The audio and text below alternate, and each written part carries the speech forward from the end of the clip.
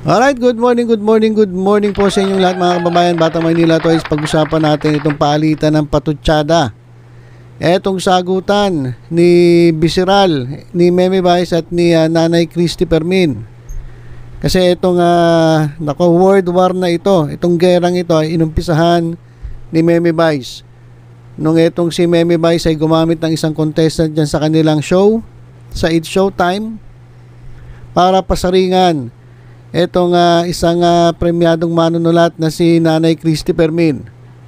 Etong si Bisiral ay nagbitaw ng salita na ito daw si Christy Permin, ang pinagkakabalahan daw ay ang paggawa ng kasinungalingan na hindi naman niya direktang sinabi. Kumbaga ang kanyang patutsada, ang kanyang pasaring ay medyo pagilid lang. Di natin alam kung ano dahilan, kung bakit ayaw niyang diretsahin yung taong gusto niyang patamaan. Pwede namang diretsahan eh. Kung galit ka dun sa tao, diretsahin mo. Pero mas pinili pa niyang magpahaging at gumamit ng ibang tao. Pero yung ginamit mo yung isang contestant na ang gusto lang naman ay kumita o manalo ng papremyo para at least may maiuwi siya sa kanilang bahay, sa kanilang pamilya. Hindi niya alam na gagamitin pala siya para etong si Bisiral, etong si Meme Vice ay makaganti doon sa taong akala niya sinisiraan siya, pero ang totoo ay nagsasabi lang naman ng totoo. So kawawa itong contestant na biruin mo nagamit pa para sa pansariling kapakanan ni Vice Ganda at etong kanilang programang It's Showtime na ang layunin ay makapagbigay ng kasiyahan sa mga tao, sa mga manonood, ay ginamit pa o para makaganti dun sa taong itinuturing niyang kaaway dahil nga lagi siyang pinapaalalahanan sa kanya mga maling ginawa. Maraming beses na dyan sa It's Showtime na nagpapasaring etong si Bisiral na hindi naman pinapansin ni Nanay Christy Permin hanggang dumating na etong huling-huli na masyado ng below the belt yung banat. Ang sabi ba naman ay ano pa ba ang pinagkakabalahan ni Christy maliban sa paggawa ng kasinungalingan. So medyo hindi nagustuhan ito ng mga nagmamahal kay Nanay Christy, kaya ito napilitan ng sagutin ng manunulat etong banat ni Meme Vice. At yun nga, meron tayong video tungkol dyan. Grabe yung rest back ni Nanay Christy at talaga namang sapul na sapul. Durog na durog itong si Bisiral dun sa sagot at rest back ni Nanay Christy dun sa sinabi ni Bisiral. So yun po yung nangyayaring sagutan. Ang issue ni Vice Ganda, sinungaling si Nanay Christy. At ito naman si Nanay Christy, pinasinungalingan niya yung sinabi ni Bisiral at kahit kailan hindi siya nagsinungaling dahil lahat ng kanyang nire-report sa kanyang programang Christy Per Minute at maging sa SNN ay merong basihan at kinatigan ng ibang tao o ng ibang grupo o ng ahensya ng gobyerno. Kaya ito mga kababayan, na-expect natin na muling babanat si Bisiral at gusto sana nating marinig yung kanyang side. Kaso ito mga kababayan, tingnan nyo sa ating screen. Yung sagot naman ni Bisiral, ni Meme Vice dun sa sinabi ni Nanay Christy Permin dun sa kanyang programang CFM. Eto, yan mga kababayan yung nasa ating screen, yan yung sagot. Basahin natin para maintindihan natin kung ano yung side ni ni Meme Vice. O ano sabi niya? Buwak, kwak, kwak, kwak, kwak, kwak, kwak.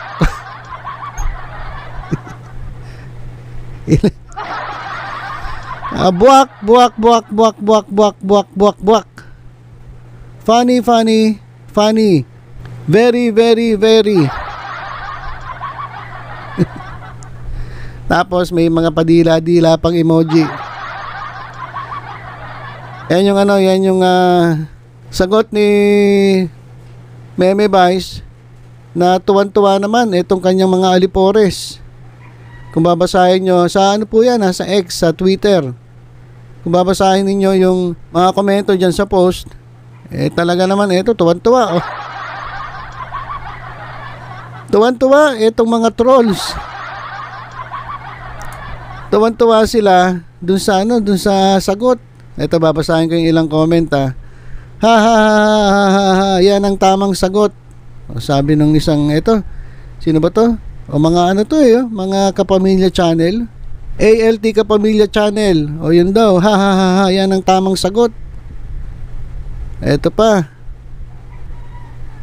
Ha ha ha, inggit na inggit sa ganda mo, meme. Maganda ba? Maganda ba? Guys, hindi, sa totoo lang, real talk. Wala tayong dina-downgrade. Tinatanong ko lang, maganda ba? Ang alam ko lang, siguro yung mukha makinis, pumuti na, ang dami ba naman pinagdaanan eh. Ikaw ba naman magpa-facial mayat maya, magpa-diamond peel at kung ano-ano pang mga ginagawa sa mukha para kuminis. Alam ko yun lang makinis, pero yung maganda. Kayo po, sige nga, i-comment nyo nga po, maganda ba? Kasi parang hindi ako agree na maganda. Alam ko lang medyo makinis, maputi. Tapos syempre, yung mga kolorete sa mukha, tapos yung mga wig-wig na, ewan ko kung magkano, mamahalin siguro yan. Kayang-kaya naman yan. Dami ba namang choppy nito? Pinayaman na ito ng kanya mga alipores eh. Di ba? So, naiinggit daw sa sa ganda. Naiinggit daw sa ganda ni Meme.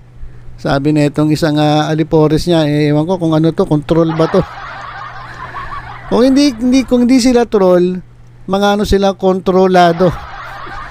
Kontrolado ng kapangyarihan ni Meme. O yan. Kung babasahin nyo lahat ng komento rito, tuwan-tuwa sila. Grabe, no? Tuwan-tuwa. Etong mga alipores, itong mga tagahanga, nakulang na lang halikan ng puwet ni Visceral. At talagang samban-samba sila. Dito kay Jose Marie Visceral. Ayan. Ngayon, ito, para sa atin, nakakatuwa ba yung sagot ni Jose Marie Visceral? Ako kasi hindi ako natatawa eh. Yun sa sagot. Alam nyo, para sa akin, mas lalo niyang ipinakita kung gaano kababa ang level. Alright? Dito pinakita ni Jose Marie Visceral kung gaano kababa ang level niya pagdating dito sa isyong ito. Kasi may issue na eh. Sinimulan mo eh. Sinabi mo sinungaling. Sinungaling si Nanay Christy. Sinagot ni Nanay Christy, kailan ako naging sinungaling? Ano yung mga sinabi kong kasinungalingan? Sinabihan ka ngayon, mayabang ka, hindi ka kasi marunong tumanggap ng mali.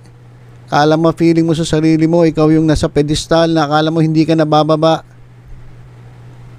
Ayun yung feeling mo. Yung mga sinabi sa'yo, ang dami sinabi ni Nanay Christy. Sinabi na hindi ka naman daw talaga babae, nagpapanggap ka lang. Sa totoo lang, lalaki ka at kapag umiihi ka ba nakaluhod?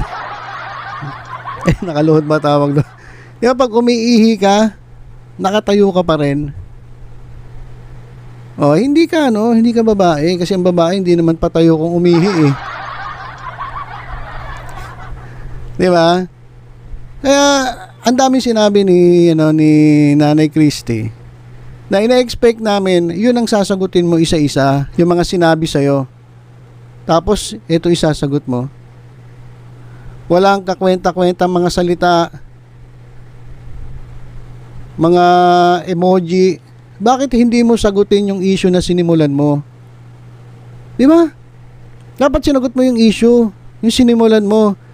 Magsisimula ka ng mga salita, parang nangahamon ka ng sagutan, sinimulan mo itong gulo, tapos ngayon isasagot mo ganyan lang, buak o kung ano-ano pang mga salita. Ano ibig sabihin yan? Hindi mo kayang pag-usapan yung issue dahil alam mo sa sarili mo wala kang isasagot. Yun lang yan, ganun lang kasimple yan. Ang gagawin na lang niya mga asar, sasabihin na lang niya doon sa kausap niya, wow, blah, blah, blah, blah, blah. Ganun na lang gagawin niya. Kasi hindi niya kayang sagutin yung issue. Kasi wala siyang isasagot. Yung inumpisahan niya, hindi niya kayang tapusin. O, yan yung ina-idol ninyo na si Jose Mari Viceral. Na nagmamarunong, na ang feeling niya, minsan pag nagsasalita ito sa sa It's Showtime, yung mga kasamahan niya dyan, bilib na bilib kasi ang galing magsalita. Parang matalino.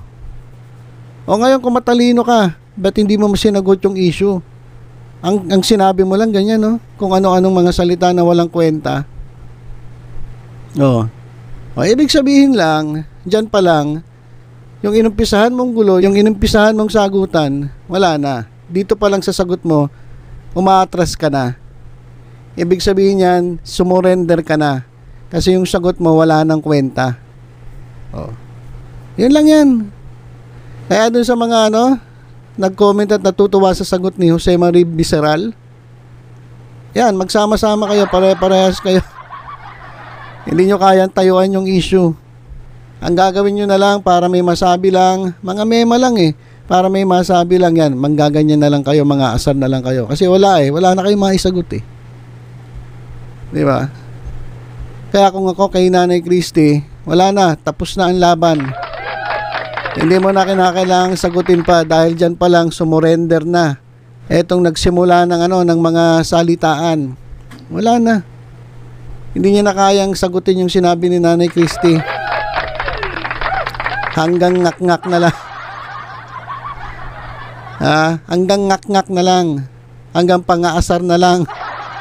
Yan lang talaga kaya niyang gawin. Sa totoo lang, yan na lang ang kaya niyang gawin. Wala nang talento. Pagdating sa kanilang programa, nangungulelat na siya. Hindi siya nananalo sa patigasan to. Panalo pala siya sa patigasan. Diba? Kaya nga hindi umaalis si Ayon Perez siya. Siyempre magaling siya sa patigasan Kamali pa ako. Patagisan pala mga kababayan, sorry. Patagisan ng galing. Doon sa kanilang programa, hindi siya nanalo. O, doon sa kanilang pasikatan. Wala nang talent. Hindi pa marunong sumagot sa issue. Ang alam na lang talaga, mamburaot, mangasar. Yan. Hanggang dyan na lang yan. Kaya sabi nga nila, maraming nagsasabi na wala na. Pabulusok na to, it's tama yung sinabi ni Nanay Christy, hindi ka pwedeng nandyan ka palagi sa pedestal, nakatayo sa pedestal, kasi darating ang araw, maraming magdadatingan na mas magagaling, matatalino, hindi yung nagtatalino-talinuhan lang. Mas maraming darating na mas magagaling na komedyante na hindi comedy bar ang dating. Nako, marami pa pong darating, kaya darating ang panahon na bababa ka dyan sa pedestal na feeling mo na nandyan ka. Diba mas maganda kasi yung yung magpakumbaba na lang, diba? Pero wala akong nakikitang pagpapakumbaba dito sa taong ito Puro pagmamataas ang nakikita ko diba? Maging ng ibang tao, ganun nakikita nila. Ay nako. So yun lang mga kababayan, itong sagot ni Viceral ay ito'y pagpapatunay na wala na, surrender na siya dun sa isyong ito dahil wala na siyang sinugot na maayos So yun lang mga kababayan, tutok-tutok lang sa Batang Maynila Toid sa mga susunod pang updates. Ingat po tayong lahat. God bless.